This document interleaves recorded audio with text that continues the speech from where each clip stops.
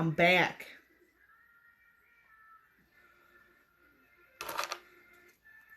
Hey, check it out. Felony's in the house. Hey, Felony. How's it going, bitch? All right. We're going to do a little bit of cleansing here because fuck this shit. And then we are going to get started. All right. So we're going this way. We're going counterclockwise to banish any interference or negativity or any bullshit that's going on in here. And we're going to welcome in my deities. So specifically Prince Stolas, Lady Lilith, Lord Lucifer, Lord Hades, Lady Persephone, Loki, and any well-intending ancestors. And once again, we're banishing out any negativity, period, because fuck that shit. All right, let's get into it. Okie dokie. So we're going to get started now that everybody can hear me and all this shit is working. So we're starting out right at the very beginning today, and we're talking about proper altar setup. This is proper altar setup. Okay. We're going to talk about proper altar setup according to old traditional ways. Do you need to have these exact components on your altar? No, you can work around it. But you want to keep kind of the same baseline idea. Okay, so this is what we are going to go over. So our components that we're going to talk about with altar setup is going to be the components that represent each of the elements.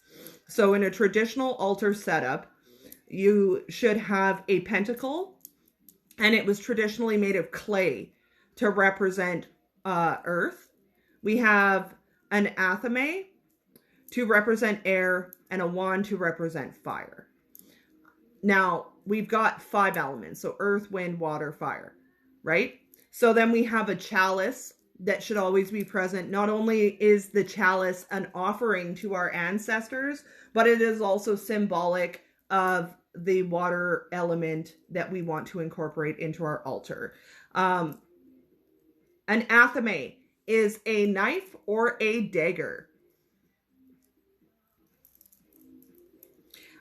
So when you're setting up an altar, again, according to the traditional teachings, your altar should be in the north or south end of your home.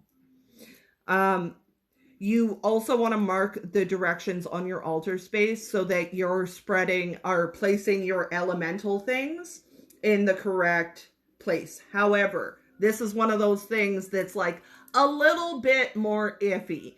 Do you really need to take a compass and mark out the directions on your altar? No, but you should have a fairly good idea of like which general direction they're going in.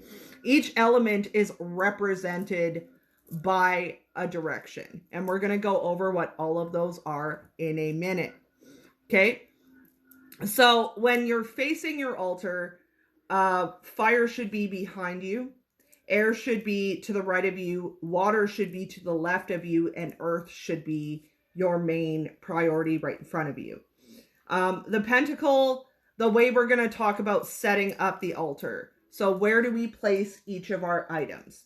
So we want to put our pentacle in the center with the north candle behind the pentagram. So you want your northmost point to be represented. It can be any colored candle, but just for easy basic shit, it can be a white candle or any color candle that you want. I love to put my fire where I can't see it. What? You were going to ask what about the colored candles? Yeah. So the north candle candle color, we'll talk about candle color in a second here, okay? So we want to have our north candle behind our pentacle. We want the traditional way of setting it up, we would have dual candles on either side of our north candle. Again, this is optional. A chalice of wine or mead or water is very doable. Are you serious? I gotta go let my dog outside. He wants to go outside. I'm literally trying to teach a class, man. Ow. Seriously, I got fucking kneed in the face and I just, like, bent off my nail today. Good God. I'm done. Go.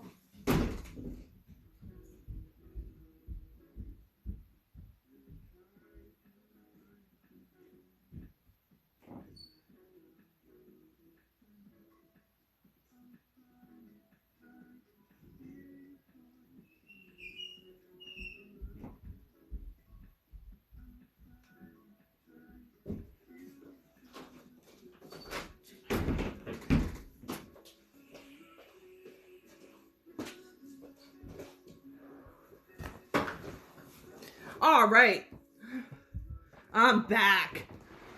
Wait, what? No, I got kneed in the face earlier today.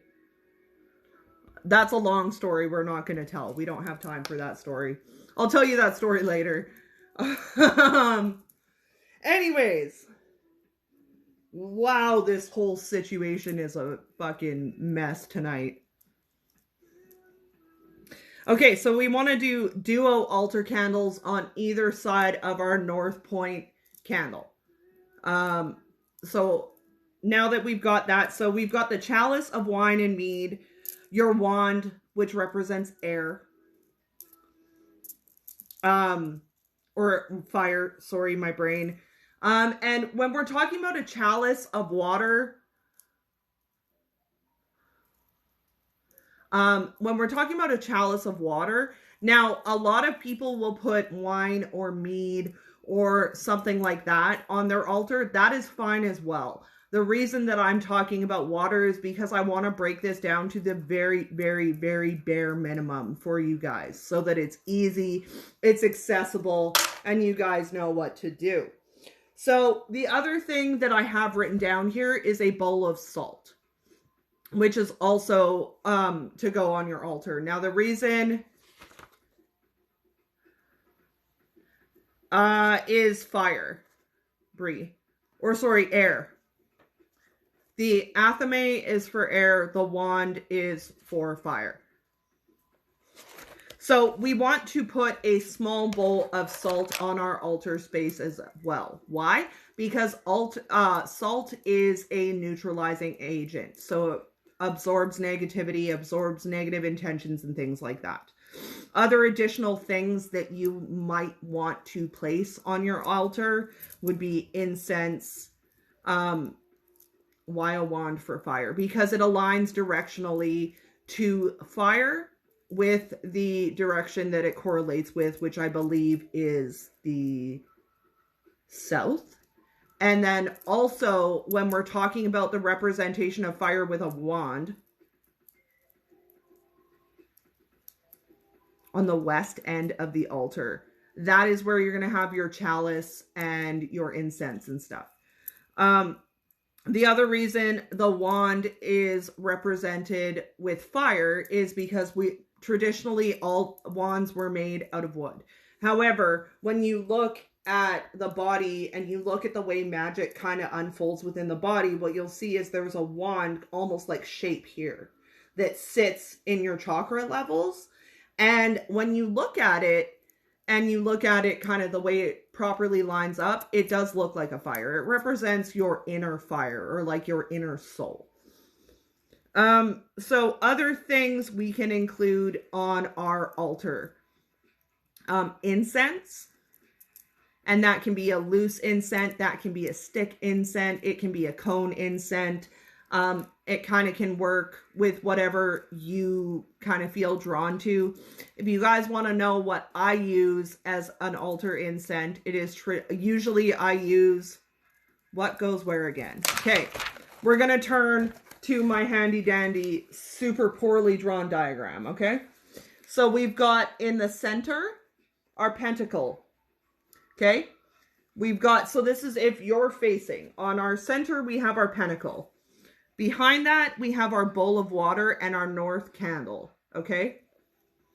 And then the duo candles also can be representative of divine female and divine male energies as well. Okay. So to the right of our pentagram, we're going to have our incense. Underneath of that, we're going to have our athame. Our wand goes on the left-hand side underneath another dish of water or salt. And then we've got a bowl of charcoal or salt at the bottom for grounding properties. This is the very, very base. If you guys want to screenshot this, now's a good time. It's a really basic setup, but you guys can use it for a photo reference. So I'm going to hold it here for a second so you guys can take a screenshot. Scented pine cones. So you can use a scented pine cone, particularly... What is better, water or salt? You're going to want both.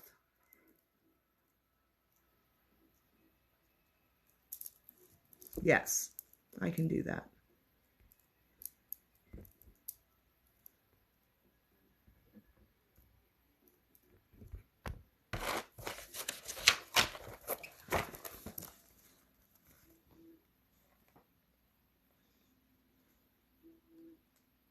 I hate this. There you go.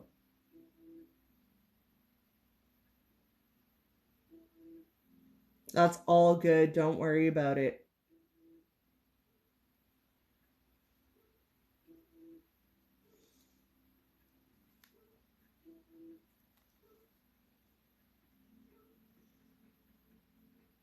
Are we good with the screenshot?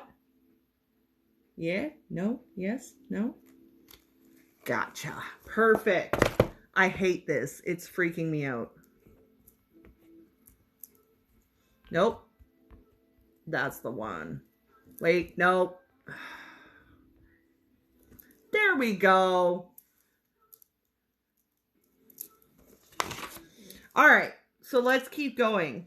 So what kind of incense can you guys use with your altar space? So I already told you, I like to use sandalwood.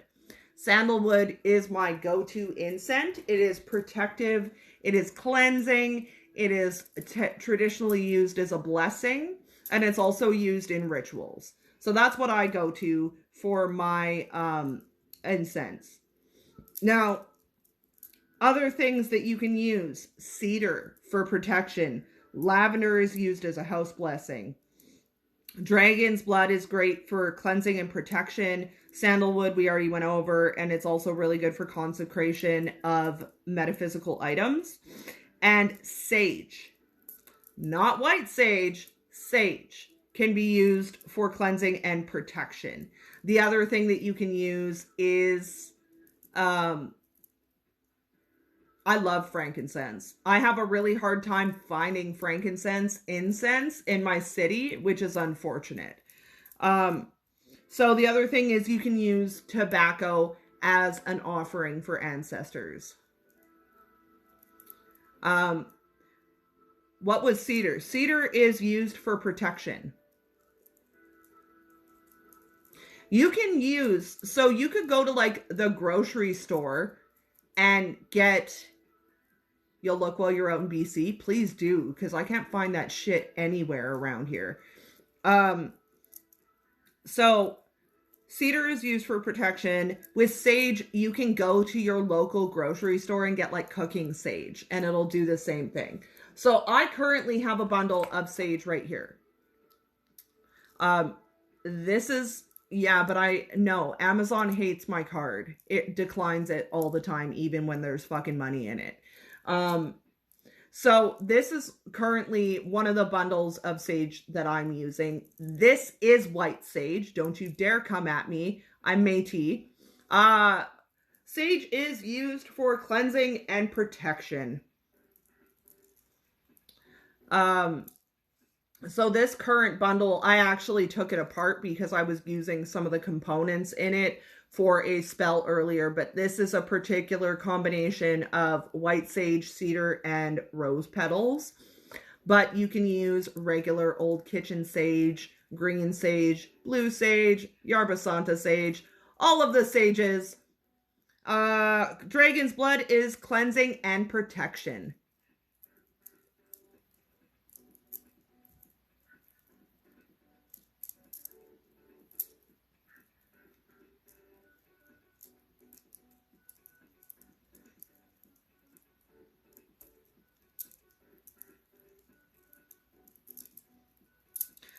Okay. It just paused.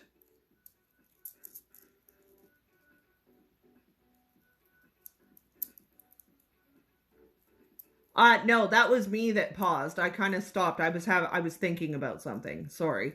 I have a little bit of a headache right now too. So let's talk about it some more. So you can set up a permanent altar space, or you can set up a temporary or movable altar space as well. So I have both. I have a travel altar, and I also have a permanent altar. My travel altar is very, very tiny and also torn apart right now because I was using components from it. But when we're talking about setting up an altar space, the kind of the most important thing about an altar space is that it's personal to you. And we talked about, you know, the wand, the athame, the cup, the pentacle to represent each of your elements, but what you can do is sort of substitute that out. Okay, so we can substitute, instead of a wand for air, you could substitute it with a feather. Instead of a pentacle, what makes a good wand? My wand is made out of willow, but I would really like an elderbark type stuff, or something like, or a blackthorn wand. But my current wand that I use, I'll show you guys my wand. I don't use it very much. It's not one of my go-to things. Ow! What the fuck, man? I swear to God, if I hurt myself one more time today, like, I'm calling it quits and I'm going to bed. Okay.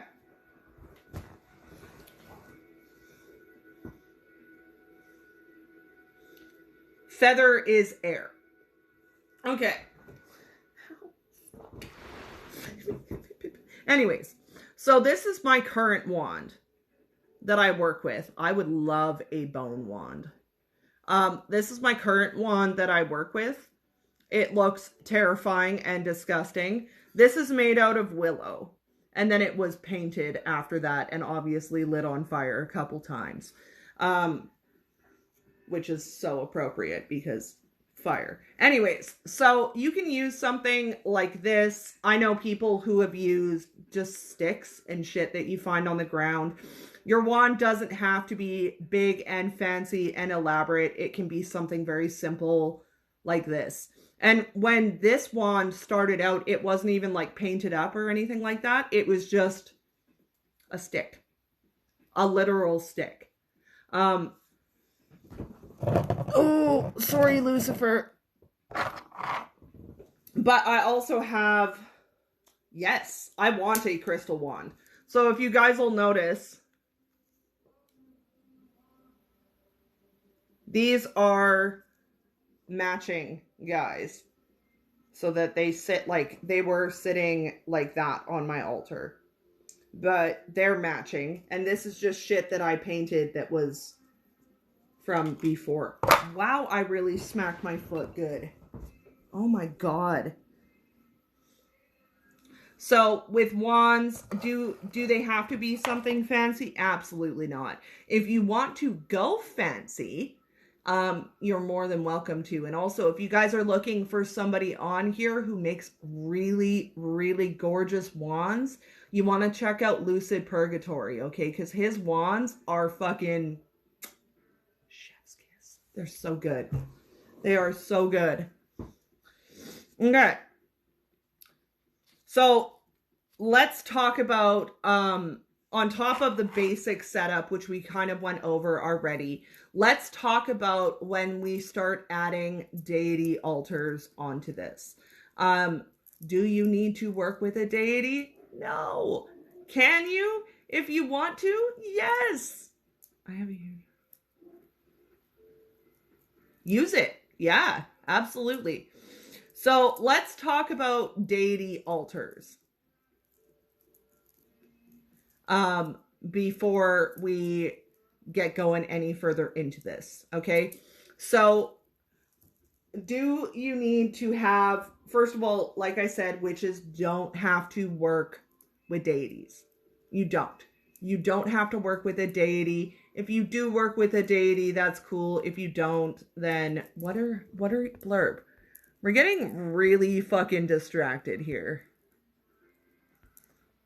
Blurb, I'm going to need you to focus in, my friend, because you're taking the conversation off a whole other level. Like, I know squirrel, but like, we're learning.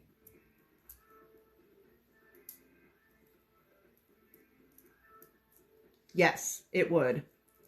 Oh, I was like, Blurb, what happened here? Anyways, bunk down or you're going in the corner, okay? So let's talk some more about, I tried to get going on talking about setting up a deity altar versus your main altar, and we didn't get very far because Blurb. I swear to God, between Blurb and Brianna, you can't get a word in edgewise around here. I swear. Right? Human Loki is in here causing chaos. Blurb, I'm gonna need you to fucking chill. Okay? Okay, great. So let's talk about... Ooh, look who's behaving. I know, Bree's being very well behaved. There's no crap happening in my comment section. It's all Blurb having squirrel moments. Ooh, bones. Wands? Bones? Wands? Did I tell you guys that I bought a fucking bone protection amulet? It's pretty dope. I can't wait to get it. Blurb saw it.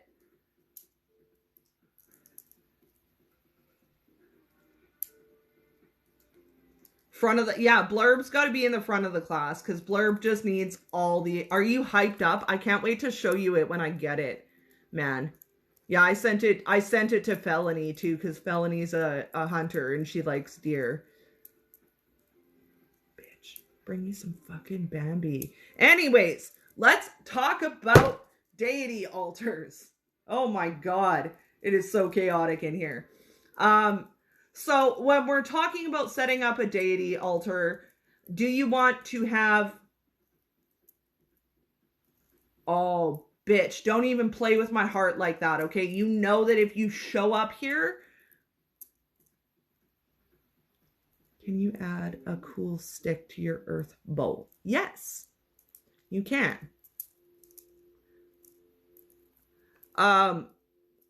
You can't even play games with me like that. Felony is gonna hook me up with all the bones. I need some decently sized femurs. Can you do that for me? Like I'm kind of hoping to get some like femur type that are gonna be like this-ish. Like I want something that's like big and bulky that I can pick up and be like, and throw. So if you can find me something with like, no, Felony is not gonna, fucking, gotta share with Lucius. Okay, I just need like 7 of them. And a couple rib bones. And some vertebrae. That's all I need. Just femurs, rib bones, vertebrae. Partial, full skulls will be accepted, and jaw bones. Anyways, so when we're talking about setting up a deity altar, wow, we've gotten so distracted in here. Not only does Blurb have... Oh, you know what vertebrae are really good for? Because they're quite literally make up the backbone of a human being, they're very, very good for protection. So, vertebrae, yeah, we like those. Oh my God, what if I started making like vertebrae protection talismans? I could make them for the baby Bojangles. Y'all could have your own little rib vertebrae backbone. Anyways, and the skull, right? Do I need to? Yeah, I'm thinking you might need to send some of your son's ADHD medication because we got shit going all over the place. Moss Goblin. I'm so jelly right now. I'm like literally peanut butter jelly time. It's the same that would ask the teacher about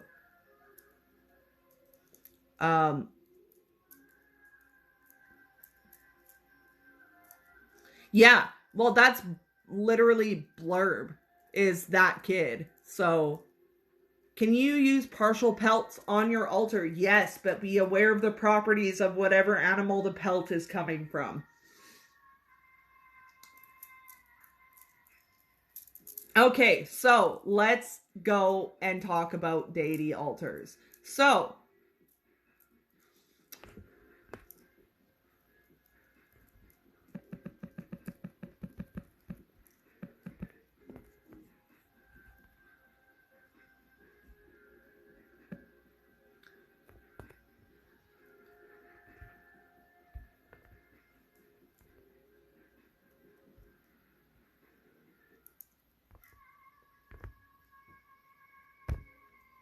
okay, so let's talk about deity altars. I'm sorry, Blurb. I love you to pieces, but my guy, you're distracting. Okay?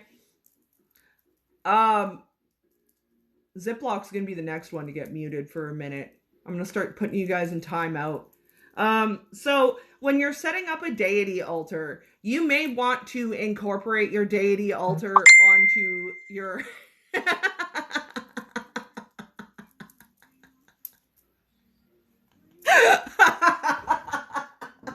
I forgot I had Blurb on Facebook too, so they just sent me like the eyeballs, like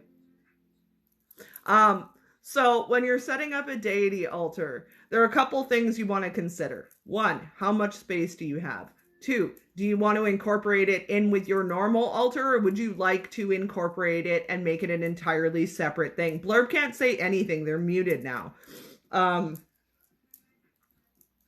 So me personally, the vast majority of my main altar space is dedicated to my deities, but that is because I have, oh, for Christ's sakes, Blurb. That is because I kind of don't work directly at my altar. So I have my primary altar space, which is way over there that you guys don't really see very often. And then I have a secondary workspace, which is over at my table where I read tarot and do a lot of my spell work. When incorporating deities, a deity altar into your main altar, it is really a personal decision whether or not... Don't you have one outside? I do have one outside as well. Yeah. So when working that way, yeah, that's a funny story too. I was outside doing a fucking full moon ritual. Felony calls me and I've got like a hood on and all these goddamn candles and like answer it and it's dark outside. She was like, "What are you doing?" I'm like, I'm kind of in the middle of something. She's like, "Are you doing witchy shit right now?" I'm like, "No, I'm sitting outside in the middle of winter in the dark in a fucking cloak for no other reason. No, I'm definitely not doing witchy shit right now. No, not at all. Absolutely not." I know we're going to have to mute the whole class. I'm turning the chat off. Y'all don't learn. You guys just keep talking and talking and talking and talking. But yeah, it was kind of funny. So most of my altar space is made up of my deity. Actually, not even. I've got my main altar space and then 1, 2, 3 shelves that are deity altars. And then I have 1, 2, 3, 4, 5, 6, 7, 8, 9, 10 other shelves of stuff that is not deity related, but just more storage. My very, very basic bones altar setup, I didn't even actually have a real altar setup until I started working with deities.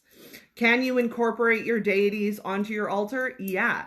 Do you maybe want to keep a main space that you can work on that's like a functioning altar space as opposed to having it be more like, I don't want to say decorative, but like more of an honorary type thing where you just leave their offerings and whatnot.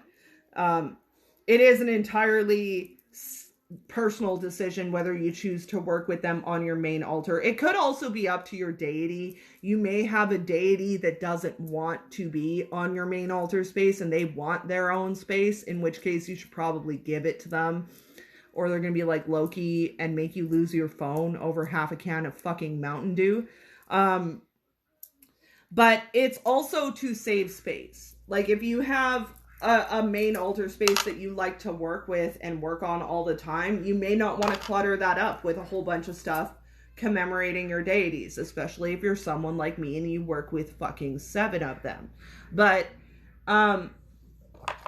what kind of work do I do on my altar space? I do workings for myself on my altar space. So some of the things that I like, Loki is so sassy. It wasn't Stolas, no, it was fucking Loki. But some of the things I like to do on my main altar space is like healing work for myself, any kind of devotional work that I do with my deities.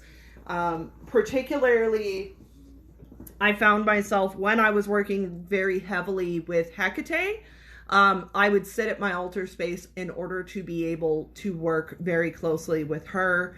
Now I more have a tendency to sit at my coffee table where I've already created another kind of mini altar space with my tarot table here, which is going to, which is made in order to have protection and whatnot. And currently what you guys don't see going on is behind the phone over here is where all of my deity candles are.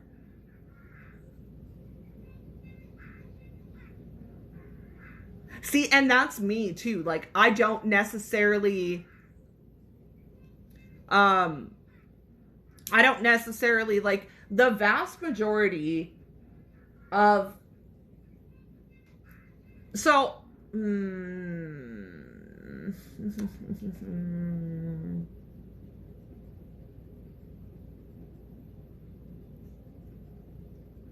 oh, yes, absolutely. Yeah, no worries. Yeah, absolutely. It's okay to have an altar space and do most of your working at like a desk. That's quite literally what I do. Like, I sit at my coffee table that I painted and made into a tarot table because I know that it's like just more comfortable. But since we're talking about altars and altar spaces, I'm going to do something that I almost never do on TikTok, which is that I'm going to show you guys my altar space. And we'll explain why things are the way they are. My altar is also disgustingly messy. No, human Loki, you already got to be a freaking moderator on the other one.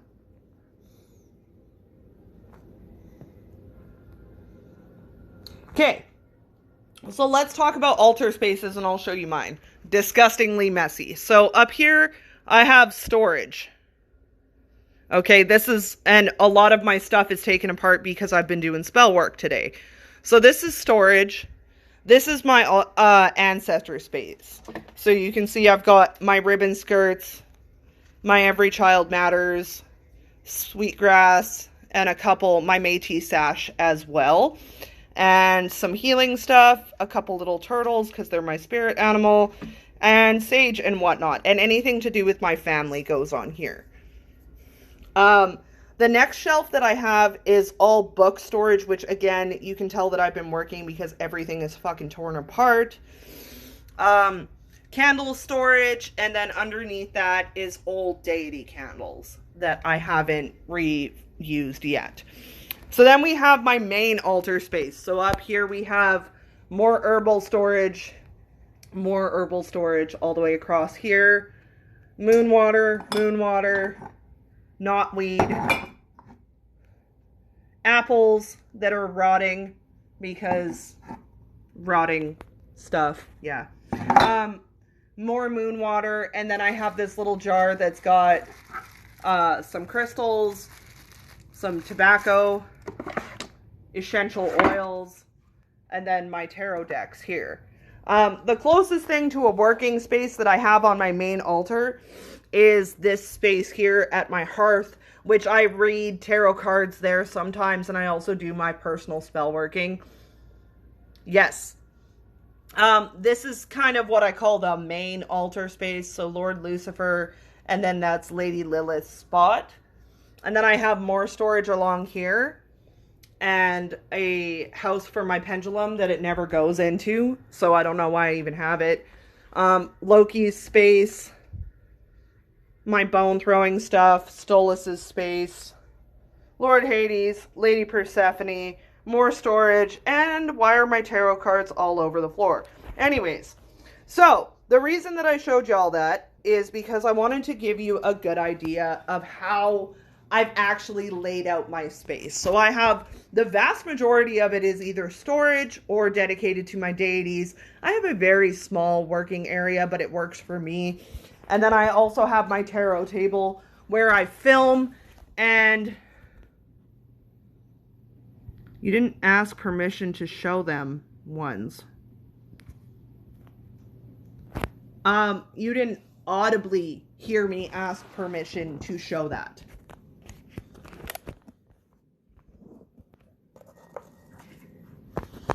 Everybody thinks Lucifer's deity picture is funny. It's how he looks at me like 90% of the time.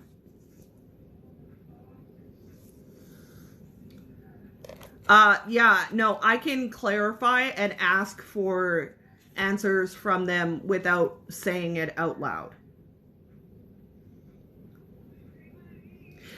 Each of your deities, yeah, we can, a lot of us can speak to our deities in our head and receive answers from them without having to audibly say anything. When you're building an altar space for a deity, oh, you have to. That's like my favorite picture of him. Fucking lemon boy. They call him the lemon boy. When you're working with deities and you're setting up a space, you want to have a chalice or something to give them a beverage out of. You want to give them a... Yeah, no, Felony is very, very new and doesn't know how all this works. So, don't hate on her. You want to have an offering plate, a candle, and a chalice to offer them a beverage or something like that. And what you offer them is going to depend on what they like. Loki likes Mountain Dew. Lucifer likes whiskey. Lady Persephone gets moon water that's made under the full moon specifically. So, you just got really dizzy. That's not good. So, it's going to vary. And you're going to want to put things on your deity altar that represents your deity. So, I'll give you some examples. Lord Lucifer, he's got a crow with a crown. One of the animals that he shows up as is a crow. He's got his tarot card with his picture on it because it's an effigy of him. Prince Stolas, he's got a book, a really old, kind of cool book. He likes that because he's a scholarly type guy, which is why I put it there.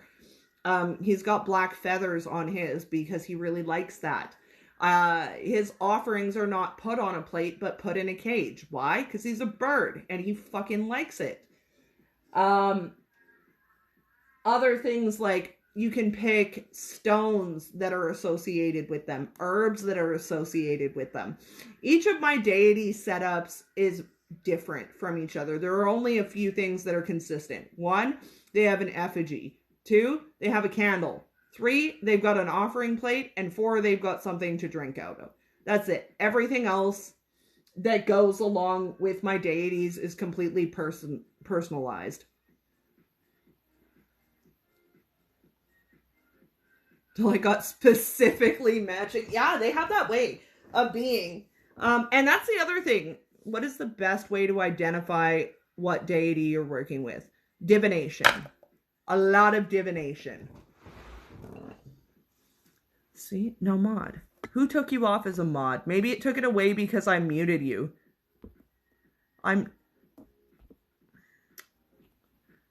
I swear to God. Dude.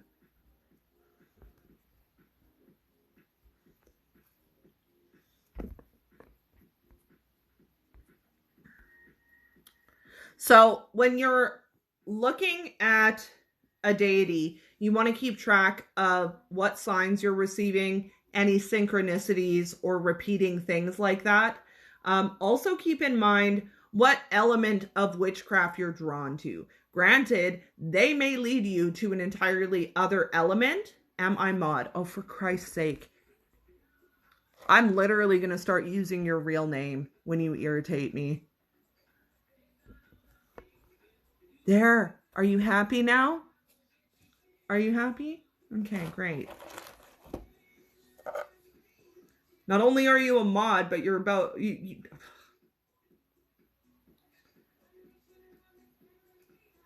So you are causing chaos. You.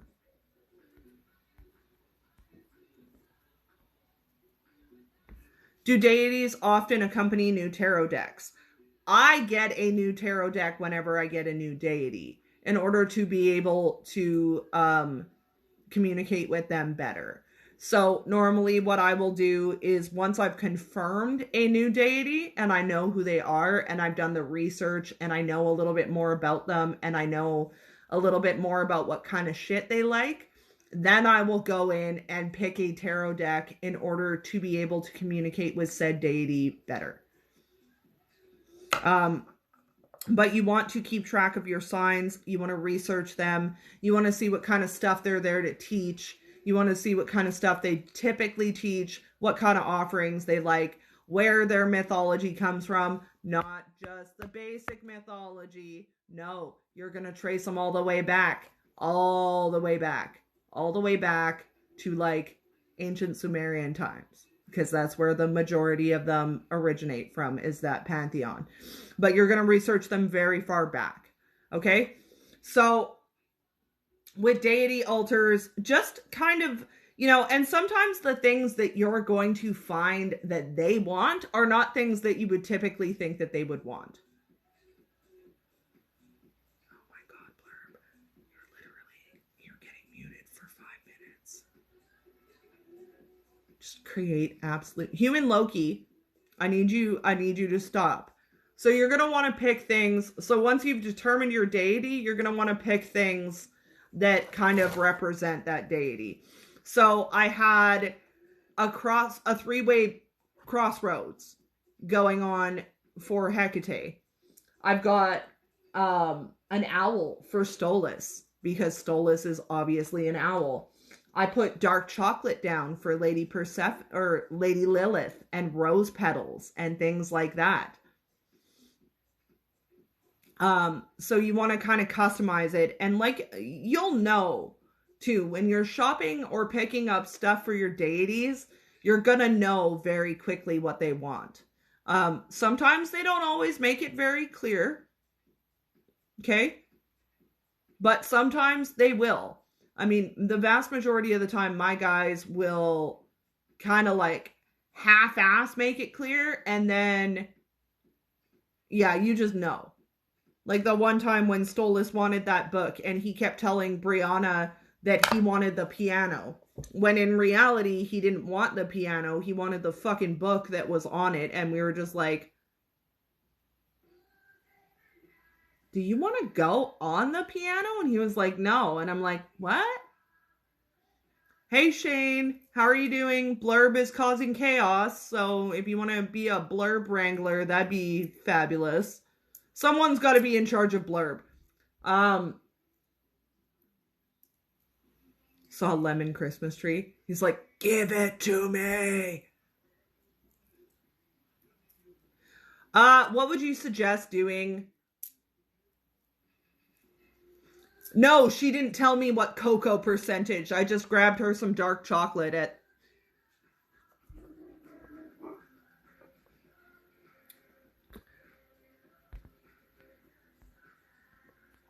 What would you do to suggest tuning into your guides and deities?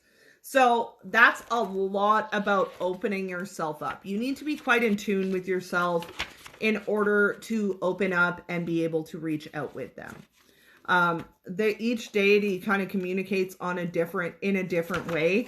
I just happen to work really well with tarot cards, so that's how I communicate with mine. Once you get more familiarized with your deity, you're gonna start, yeah, like you might just be eating chicken Alfredo one day and they're like, hey, I want that Alfredo, and you're like, this Alfredo? And they're like, yeah, that one.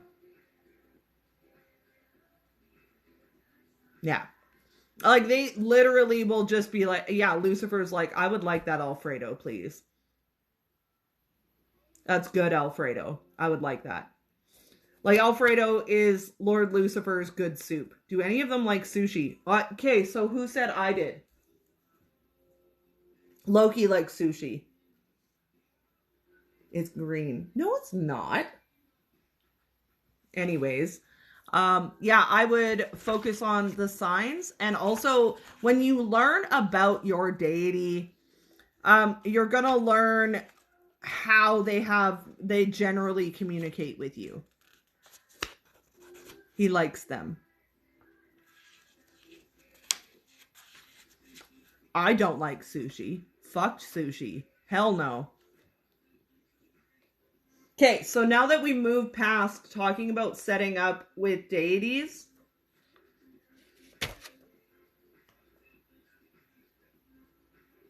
what would you look for when recognizing the signs that they send? Okay, so what you look for is repetitive things that you don't normally see in your life. So it's also important that when you're receiving signs from a deity, that you clarify that that's what they're trying to say to you. So for me, I ask them to send me something very specific that I don't normally see. So if you think you're getting a sign from a deity, yes. If you think you're getting signs from a deity and you're not entirely sure if you're 100% getting signs from that deity, you can ask them to clarify, like, X deity, if this thing that I keep seeing is a sign, show me this. And pick something weird that you wouldn't normally see. That's how you get clarification. Also, it's important that if you see repeating things, like I tell people to write them down all the time, because then you're going to be able to be like, oh, I keep seeing, or you guys can come to me and I can verify stuff for you. You guys can ask me. I'll do verifications and whatnot. But you're gonna want to write things down. And what you'll see is usually the deity that's sending you signs will send you signs that are very heavily pointing towards which deity they are. So for Hecate, she sent me keys. She sent me dogs. She sent me particularly black dogs. She would send me things like that. Loki sends me spiders. Lucifer sends me Brianna. Like, you know, or chicken strips, or one of them too. Lucifer also I do deity clarifications. I can verify stuff. Oh, right? That would be confusing. Let's see, what else? Hades just kind of like walked the fuck in here and was like, hi, I'm Hades, Lord of the Underworld. I'm going to take this shelf here. And I'm like, yeah, sure. Yeah, no problem. You got it. Yeah, like I work at a PetSmart, right? That would be confusing. Actually, I've confirmed a few deities in my time. Bewitched is literally an agent of Lucifer.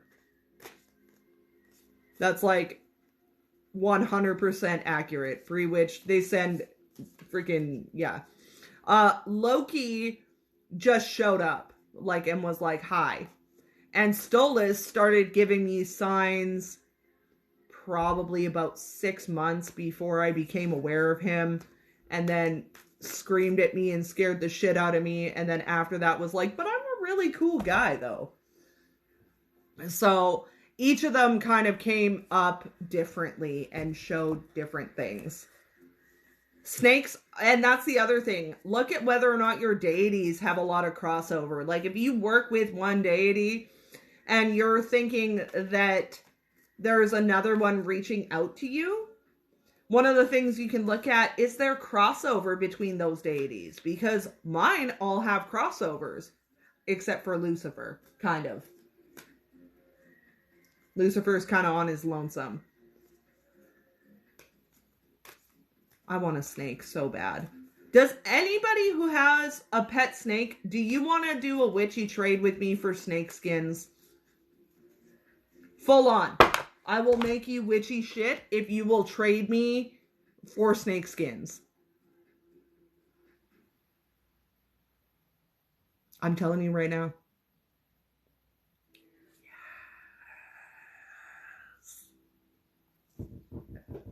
I will too. I'm gonna message you and we're gonna set up an exchange.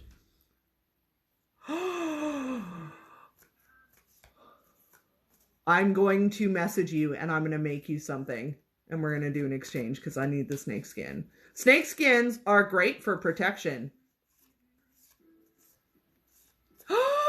We love finding a new metaphysical shop. Oh my God, I'm so hyped up. You have no idea how excited I would be over that. Y'all want to know the way to my heart? It's through bones and snakeskin, okay? It's through bones and snakeskin. I'm hyped up. I'm going to make you like a package and send it off to you. I'll make you some like charms and some candles and shit. I know, 3 blocks? I'm jelly. I gotta go all the way into another city to get to any kind of metaphysical shop because there really isn't one close to me. Okay, so we got really off topic and I don't know if you guys are even learning anything at this point. Is tomorrow bones or not? I don't do the bones day. Yeah, that's me too. I'm not the bones, no bones person. You got the wrong bitch for that one.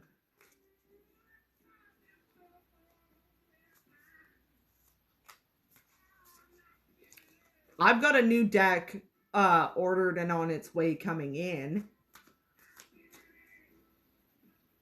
Oh, no, today is, I said the best way to win my heart is with snake skins and bones.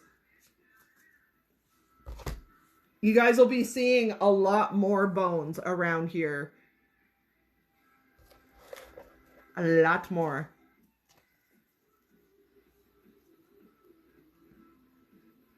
Loki. Why? I'm going to set up a P.O. box, actually. I'm thinking about it as soon as I can afford to do it because there is a little bit of a charge for it. I'm going to set up a P.O. box. I had somebody message me today and ask me for my address because they want to send me shit. And I never thought about wanting, like, ever having to set up a P.O. box because, like, what random people would want to send me shit is always how I looked at it. I don't know. I never thought I'd be that social media person, but I had somebody else ask me today too. I want a P.O. box. Like, I don't even think, Bree knows my address or anything like that.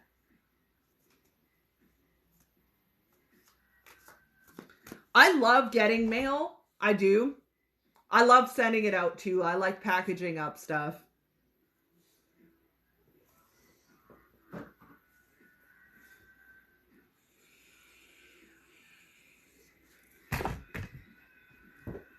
Do you want me to be one of the French girls? I just like presents, right? Me too. Me too. Raven, I did a bunch of working for you this morning as well.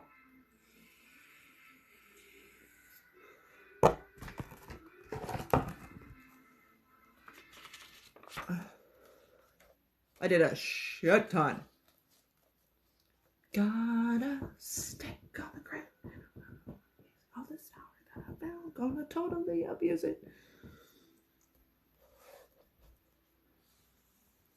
Oh, we sent all the peace to you this morning. Yeah. I was like, I got up this morning and I was like, yes, we gonna get some of this working done. I had the fucking motivation and the drive to do it today. I was like, fuck yeah. Fuck yeah. So I did that. You're currently, Raven, you're currently sitting over. So whenever I do protection working now for lady friends of mine, if you're a female and you need protecting, once you're jarred up and protected, you're going to chill on the altar with Lady Lilith. And she's giving me goosebumps right now. So that's where I've got two of you sitting now in Lady Lilith's spot. I'm like, you won't keep tabs on these ones. She does. You and I've got one. Is it petty to hex someone, to hire someone to hex a porch pirate? Nah. DM me. I'll do it. I don't give a shit. I'll do it.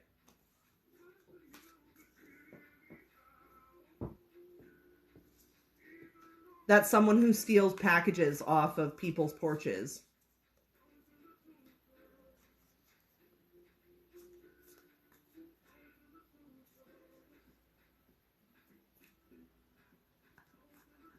Yeah, I bet he wasn't. I bet he wasn't.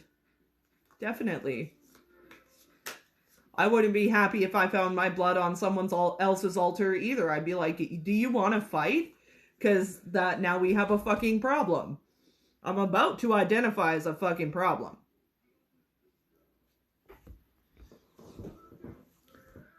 Yeah, we got a substances warning again. Of course we did. Why wouldn't we? We always gotta have a fucking substance warning. Anyways, so we are going to continue on. Apparently because they hate that I'm vaping. And I wasn't even vaping, but they still fucking sent it to me.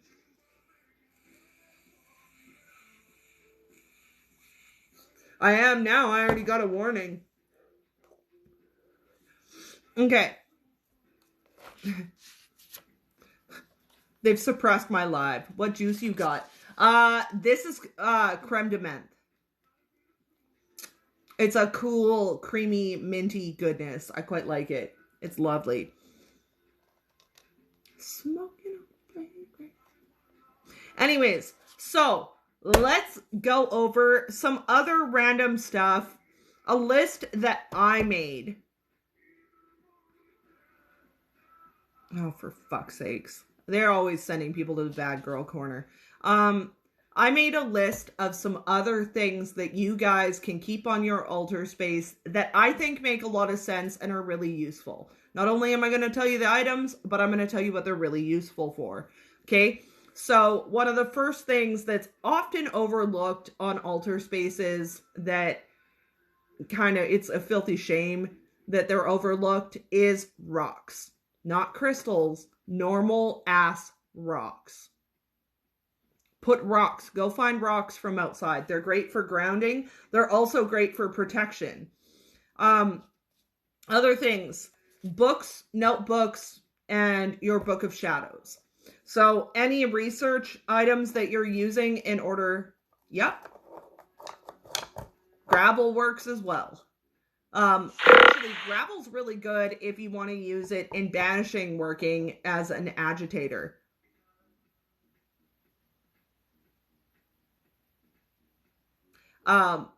So rocks, not necessarily crystals. Books of Book of Shadows or notebooks in every way, shape, or form, because you always want to be documenting what's going on with your spell work. Write down what's your question. Oh, everybody who collects rocks, raise their hands.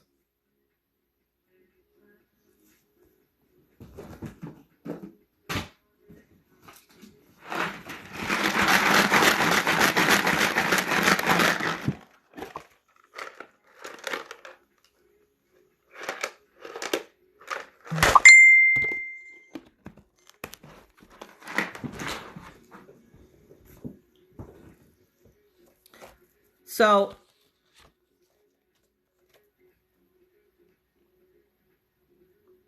the Bojangles, the Jangles.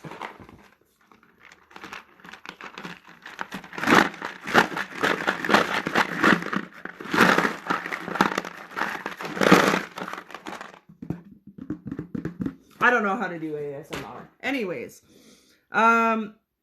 other things. So things that can represent or symbolize your deities is another thing, but we just talked about that. Jars, bottles, or containers. You can never have too many jars, bottles, or containers when you're a witch. Luckily for myself, I have a very good friend whose mom is a jar dealer for me and sends me home with new jars every time I go there. But you're going to want to have jars, bottles, containers, things like that. They can range anywhere from a big fat jar like this from the Costco or something really little and bitty like this. Also, don't ever hesitate to reuse containers like this for your altar stuff, okay? This was a shitty hand lotion. Now it is a jar of allspice that is used for witchcraft. So always hang on to your jars and stuff like this. Jars, dollar store. We love the dollar store. Or jars like this are some of my favorite ones with the, yeah, pasta sauce bottles. With that, you want to put vinegar in it and soak it with white vinegar and salt. And it'll absorb the smell.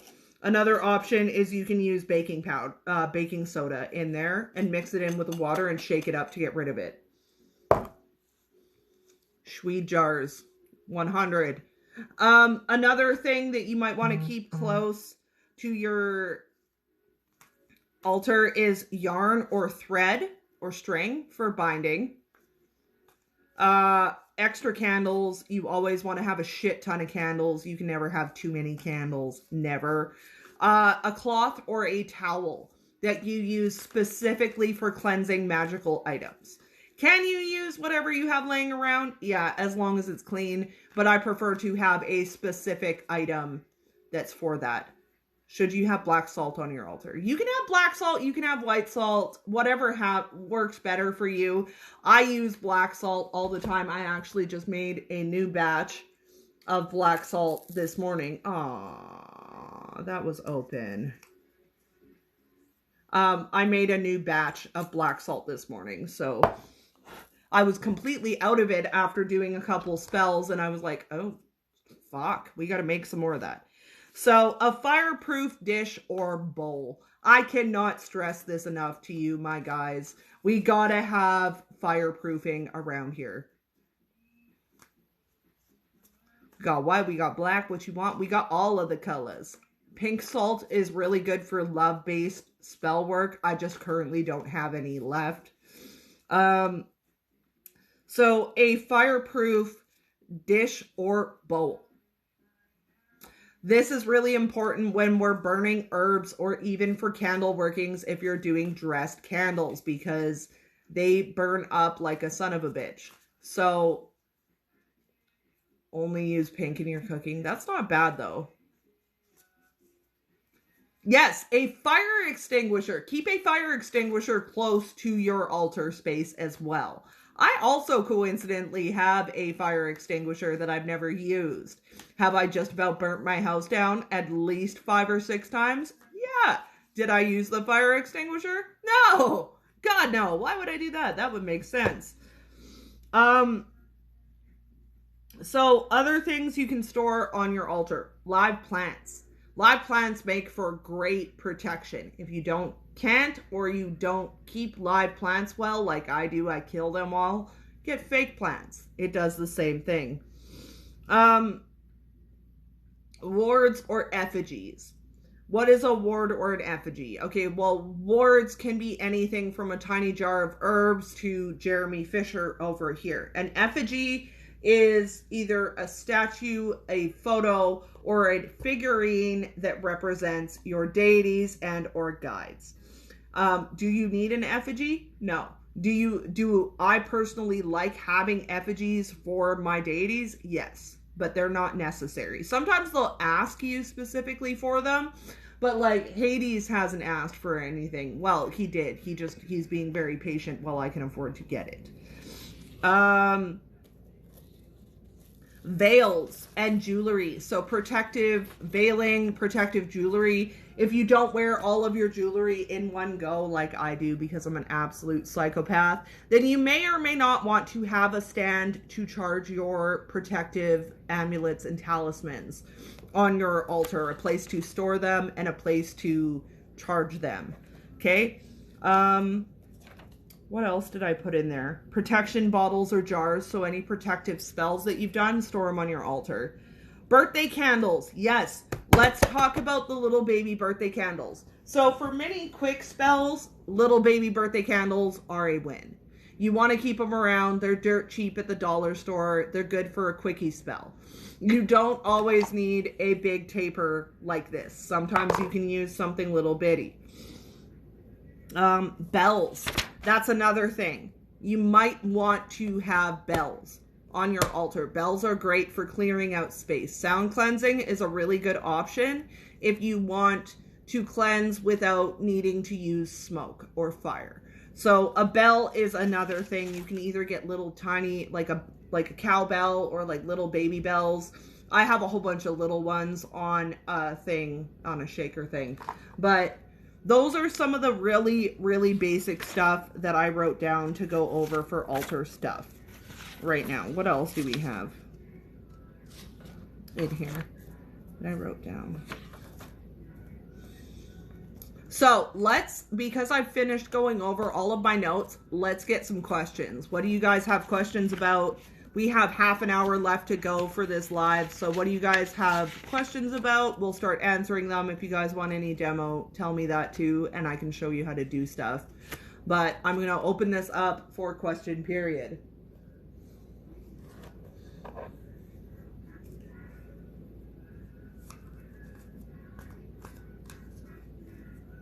You guys are really, really quiet.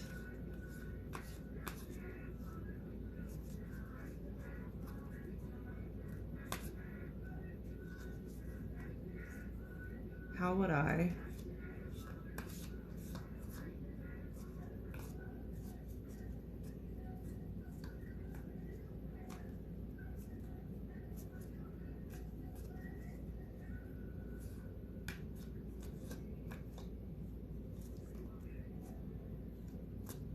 No. You missed the first hour. Okay. So in our first hour, we talked about proper altar setup. So we talked about what your items represent. So we talked about the pentacle representing earth, our wand representing fire, our athame representing air. We talked about what directions your altar should be placed in. So it should be in the north section of your home with fire being behind you. What else did we talk about? The importance of marking the directions on your altar space and laying it out correctly. So when we're facing our altar space, you should have fire, air, earth, air, water, and fire behind you. That's how they should be laid out around you. What are the best practices to make your home a happy place to be? Just taking care of yourself, honestly. Like when you take care of yourself and you're content, the energy around you mimics that. Suki, we also talked about components of the altar. So the pentacle placed in the center with the north candle behind it. Duo candles on either side of the altar that can be to represent light, torches, fire, or the divine masculine and feminine. You do not have to incorporate that into your altar. It is optional. The chalice of wine or mead, which is a traditional offering. A bowl of water, which is also an offering. It can be used as an offering for your deities or ancestors. And then a small dish of salt to absorb any negativity. Also, if you guys missed any of the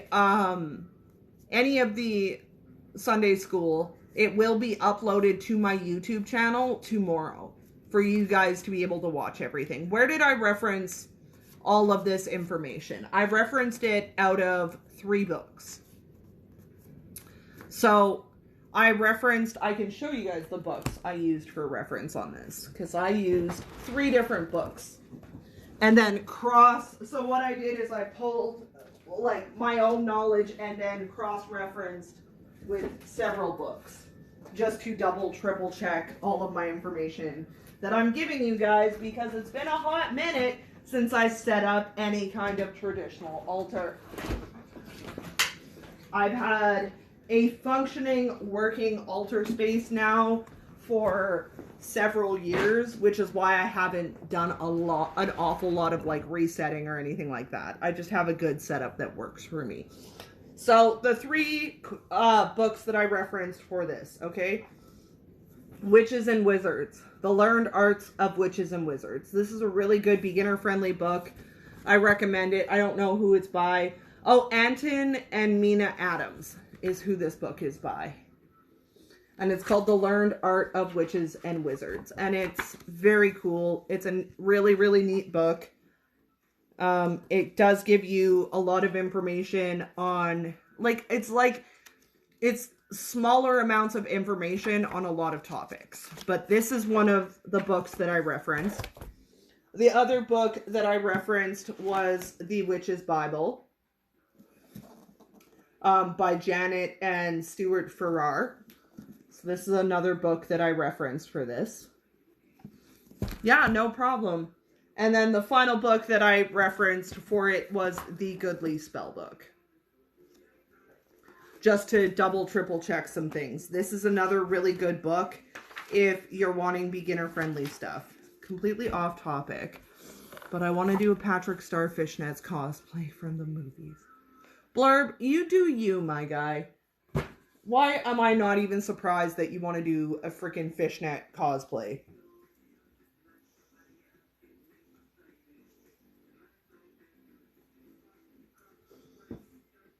You suggest all of them to beginners. Fucking McCrushin, you're still here. So The Witch's Bible, absolutely beginner friendly. Witches and Wizards, The Learned Arts of Witches and Wizards, really beginner friendly. The Goodly Spellbook, not the greatest as far as being beginner friendly, but it is a phenomenal book. If you're a little bit more advanced or you have a lot of time to sit and go through this book, it's a phenomenal book. It teaches you everything from like the very bare bones of spell work, elemental stuff, sigil making. This is a really good book. Someone gifted this to me and it's very good. It's got a little bit too much Wicca in it for me, but it's still a decent book. The Goodly Spellbook, yeah.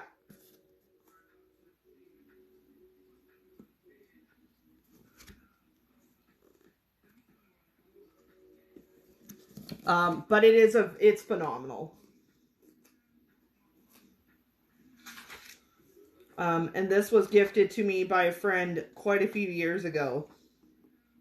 But it goes over everything like the planets, it goes over astrology, it goes over sigil making, how to build an altar, ancient witch words. It's got like a whole glossary of old words that they used back in the old witchy times in their spell work in order to kind of make it so it wasn't so easily detectable by normal people. So this is another really good book. Glyphs, sigils, and runes. It goes over in quite a bit of detail. Magical alphabets. It teaches you how to write the magical alphabets and how they work and what they mean. So that's another really good little thing that's in here. And then runes, sigils and seals. Yeah, this is actually, like, if you have the time to sit and read through this book, because it is a fairly good, like, for example, like, this is the Witches and Wizards book, and that's the Goodly spell book. If you have time to read through this book, it's really, really good. I would definitely highly recommend it.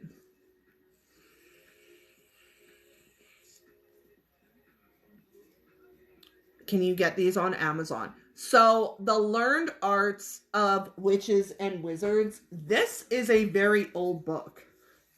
I don't even know when this book was published. It was gifted to me by someone. So this book was published in 1998. So it's not very old, but it is definitely not a new book. I don't see why you wouldn't be able to find it on Amazon or online somewhere else. The Goodly spell book, though, I do know you can get on Amazon. Yeah, fuck off. I know. We got another tobacco warning. Consuming the substances in my life could hurt you. We know.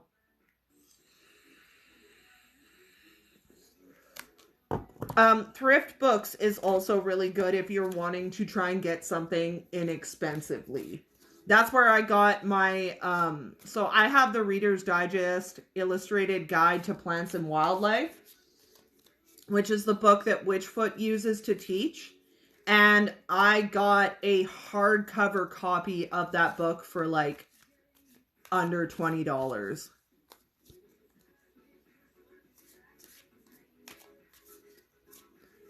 Is it bothering you? Yeah, I'm sorry.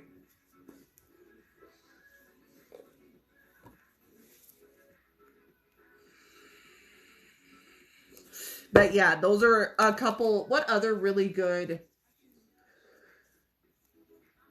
I'm trying to think. Those are the ones that I most heavily reference. And The Crooked Path is also really good.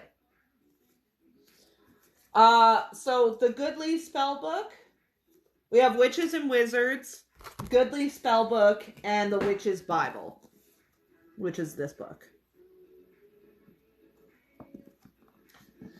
This book very, very, very heavily has a lot of ceremonial type stuff in here. So if you're wanting to learn like high ceremonial magic, this has got a lot of really good stuff in it for that.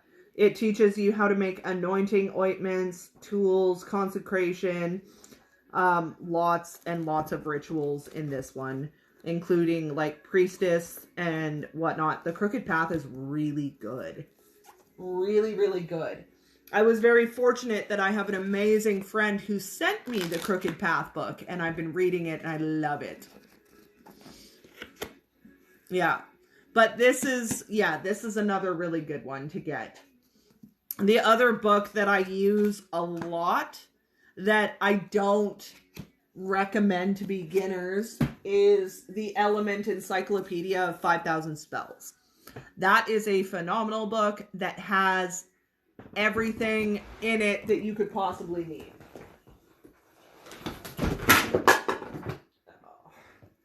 So this is the Element Encyclopedia of 5,000 Spells. She is a heifer. This is a big fucking book. Okay? So again, the Goodly spell book. So this is like 2 of the Goodly spell book. And this book has a glossary in it that's like 29 pages long or something like that. If you so Green Witch. The Green Witch is a really good book as well. I have that book as well, but I don't have it in a physical copy. I have the ebook variety of it. What is it again? The last one. Yeah, that's also a good one, Blurb. The last one is the Witch's Bible. A Witch's Bible. It's called A Witch's Bible, The Complete Witch's Handbook by Janet and Stuart Farrar.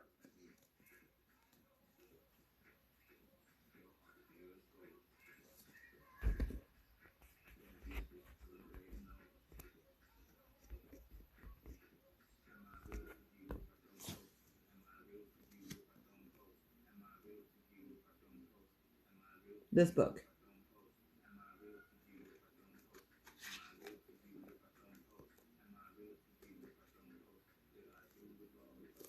If you guys want, I can do, I'll make a video that...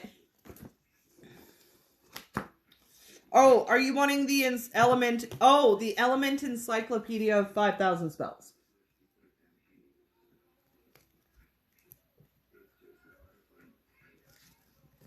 I do. Yeah.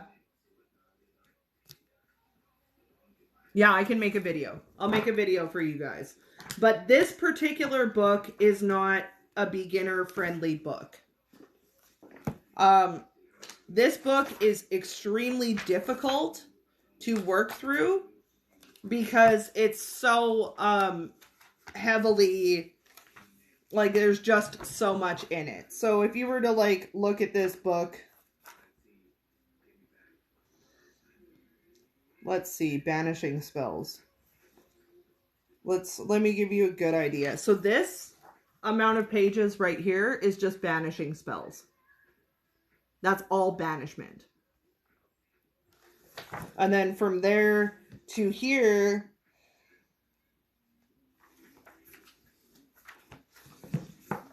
there's your cleansing spells. What was the Witchfoot one? The Witchfoot book that she wanted me to get, that she wanted everyone to get, is the Reader's Digest Illustrated Guide to North American Plants and Wildlife. Okay, so let's go over some more books. This one, that one, and this one.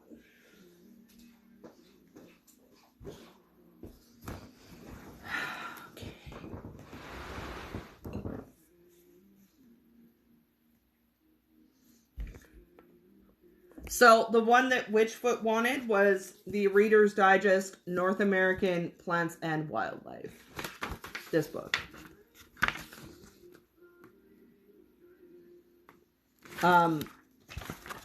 This is an older version of it. There's a newer version as well, but it goes over pretty much every animal and plant that you can find in North America. It is a phenomenal book. Get this book.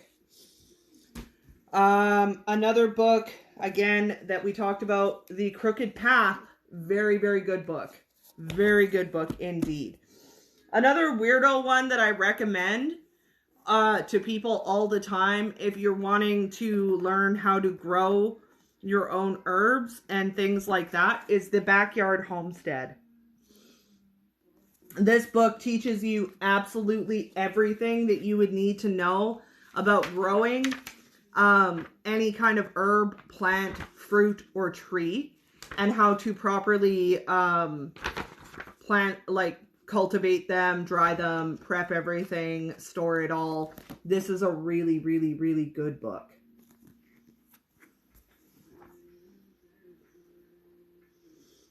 This is another one that I go to a lot. It also teaches you how to make your own vinegars and things like that.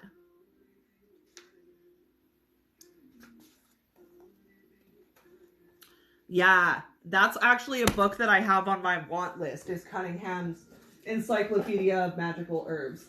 Another book that I use very frequently is the Encyclopedia of Herbal Medicine.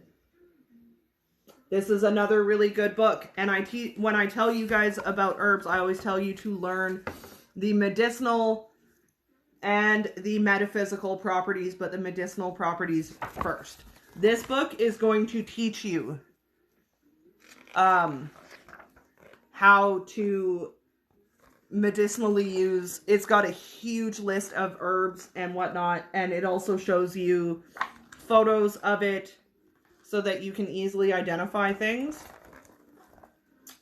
This book is also great because you can look up, so if you were doing medicinal stuff, if you were using magic to heal a physical injury, one of the things that a book like this is going to come in really handy for is you can look up the ailment that the person has and be able to tailor the herbs in your spell work to the medicinal properties of those herbs in order to cure the ailment.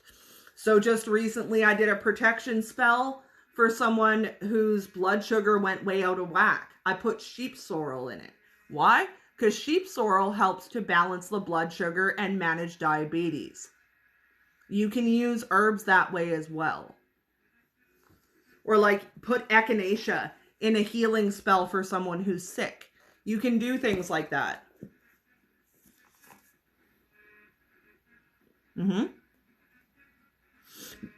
But I will definitely make a... Do you guys want me to include tarot books in the book video? I think... Yo, I'm 90% sure that I already have a book video. Hold on. Because I think I did do a book video. Didn't I? I'm pretty sure I did. I'm going to have to look at my Baby Witch 101 playlist and see if it's there. Because I'm 90% sure. You guys want tarot books as well? Okay. I will cover tarot books. So I'll go over 3, but the number 1 book, and I don't know where it is right now, I'll have to find it, is called the Tarot Apprentice.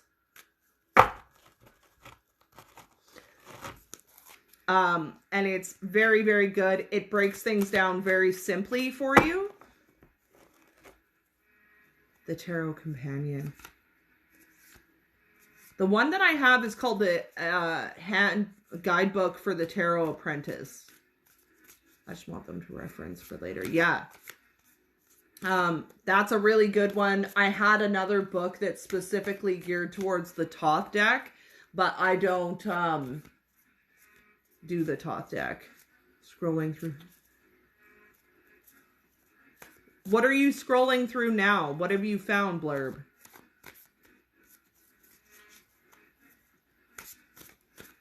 Okay, you guys, we're getting into the last 5 minutes of the live here. So if you guys have any more questions, let me know. If not, I'm going to shut it down. Is it the Crooked Path?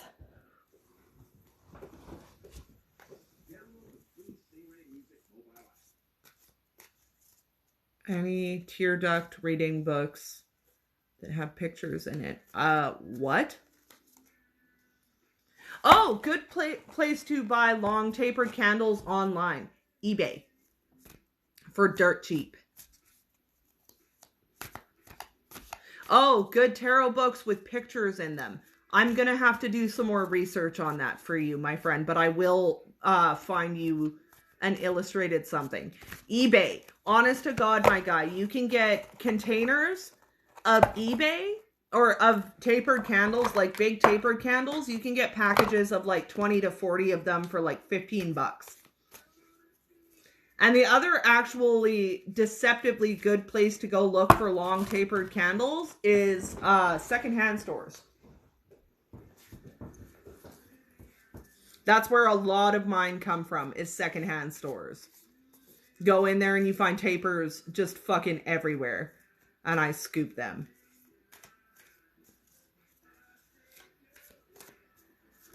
So I didn't actually show you guys, how to physically set up an altar space, because I have an altar space already set up. Would you guys like me to do a video where I show you a mock-up of this? That was why I didn't actually show a full setup. Do you guys want a mock setup done either as a YouTube video or a TikTok video? Yep. Yes, I can definitely do that. We need a visual. Okay. Where you got, I kind of like, because it took so long for this TikTok to get, or the live to get going, I kind of didn't get a chance to show you guys everything. But I can definitely do a video for, I'll do it on YouTube. So I'll film a YouTube video for you guys that, what a bitch.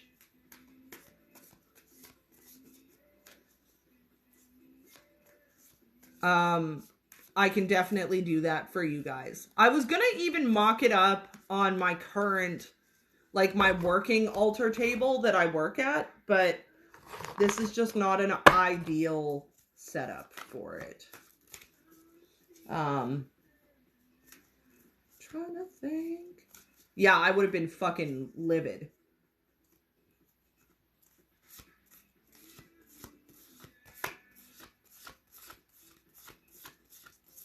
I would have been very angry. I have 2 Athames that I use.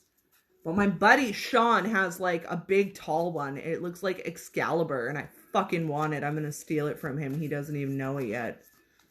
I'm going to walk out with it in my purse one day and just be like, fuck your hat.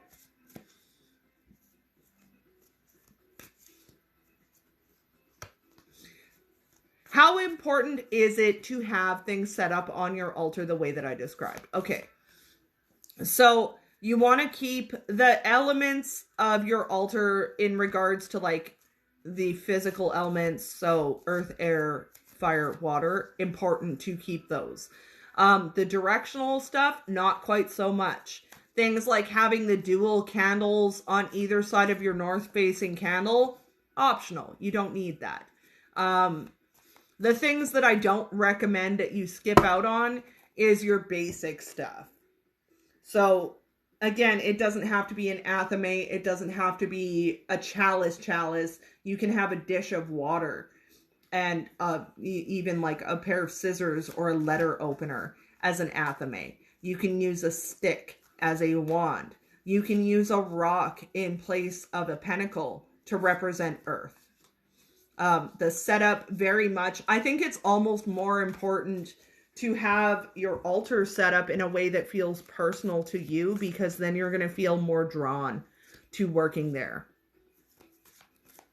Absolutely. Like you want to set up your altar space in a way that works fabulously for you, and a way that feels comfortable and works easily. And that's kind of it's a long process to figure that out. I can tell you that right now, because even my current altar space, I'm not fully, like, I love it and it's elaborate and it takes up my entire living room, but you know, I still have a necessity to have a separate working space, because I can't sit on the ground in front of my freaking altar for 5 or 6 hours at a time. I can't. It's not comfortable. I'm old. I have bad bones. We're not doing that. But keeping in mind the particular elements, even like, you know how I said, oh, it should be north facing. Does that necessarily mean that you have to like bust out a compass and find the most northern point of your house? No. No, you can set it up in a spot that works really well for you. This is why we talked about like travel altars as well. You can have a travel altar that fits in a breath mint box. But if that works for you and that's what calls to you and that's what you feel comfortable working with, go for it. Do you need to have big, tall pillar candles? No. Do you need to have 7-day candles? No. Do you need to have anything aside from a white tea light that you can get at the Dallas stove? No. Hello. You actually are just right at the very end. I'm about to end the live. My entire living room is essentially an altar. So, yeah, go for it. I have an outside altar space, I have an inside altar space, and I have a working altar space currently. But the outside altar space is probably, I love doing magic outside. That's probably my favorite thing. Like, you can totally do that. Absolutely, you can do that. Like I said, it's like literally an entire wall of my living room is all altar stuff. So it is 9 o'clock here, 9 p.m. and I haven't eaten supper yet because I was doing shit before I came on the live.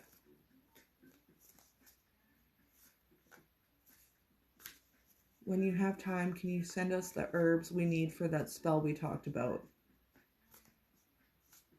The list.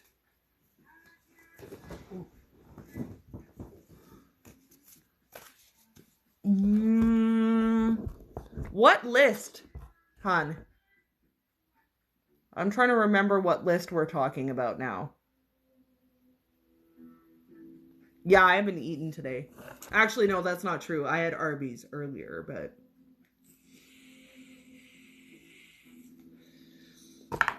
Chicken strips, I'm gonna go... Oh, right. Yes, I will send that to you. Yes, I will. I'll send it to you tonight. I will get that all together.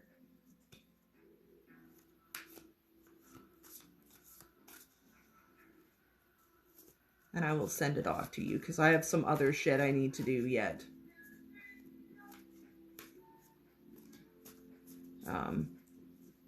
Go eat your vegetables. Yeah. I probably will eat something very garbage-like. Not gonna lie. Oh, you know what? I have French fries. Anyways, it's kind of boiled down here. Do you guys want me to do the altar setup video? I will do that, and I will put it on YouTube because it'll probably be longer than like 3 minutes long. Like, it's gonna take a while, but I will film and show you guys the whole setup, and it will be good. I'm literally not even reading tarot cards. I'm just shuffling them because I can't sit still. So I will do that for you guys, but I'm gonna get off here because it's 9 o'clock. I gotta go to the bathroom. I gotta eat some shit.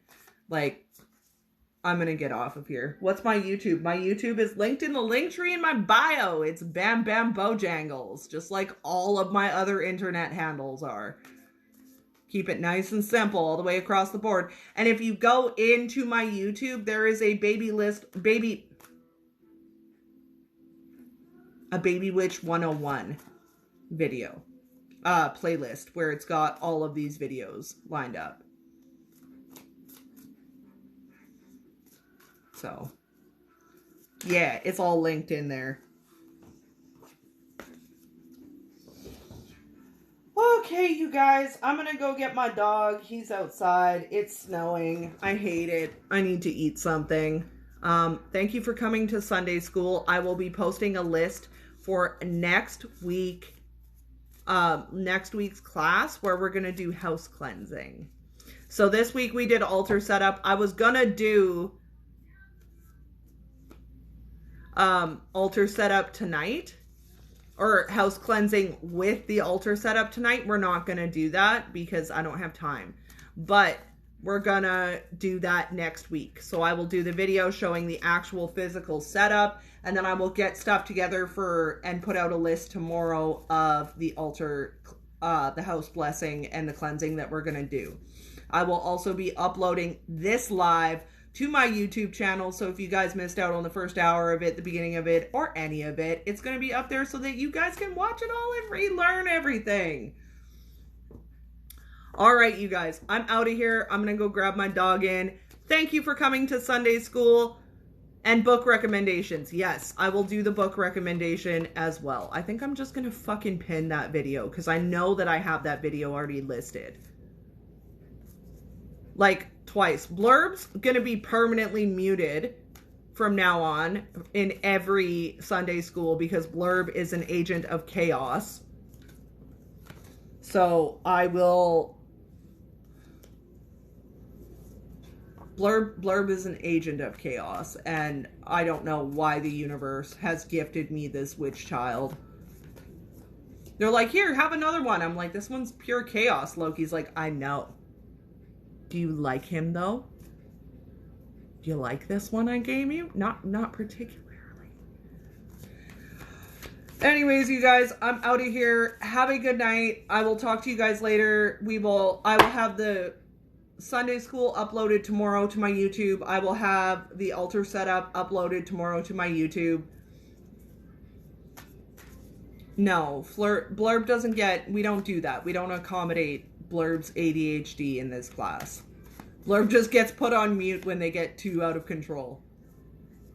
And then they send me that exact fucking emoji on a different chat.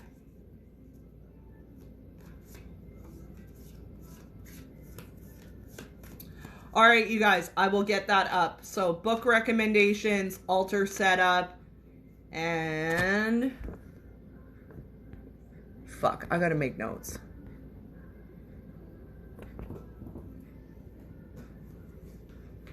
Blurb, you're fired, man.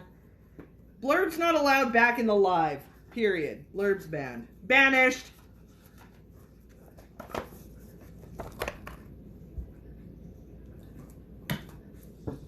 It's like, Blurb, I like you, my guy, but like, you're just so chaotic. Where the fuck did my pen go? I was literally just using this pen like 35 seconds ago. Where did it go? I hate my life. Where the fuck are you? That's not it. That'll work. Nope.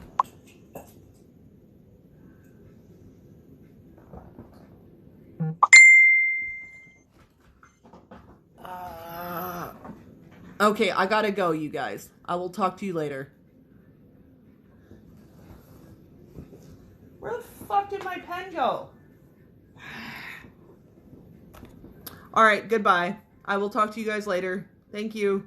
Thank you for coming. We will see you next week on Blasphemous Sunday School and probably on Tuesday and Thursday as well. Bye. Love you. Bye. Love you. Bye. Goodbye. I am leaving.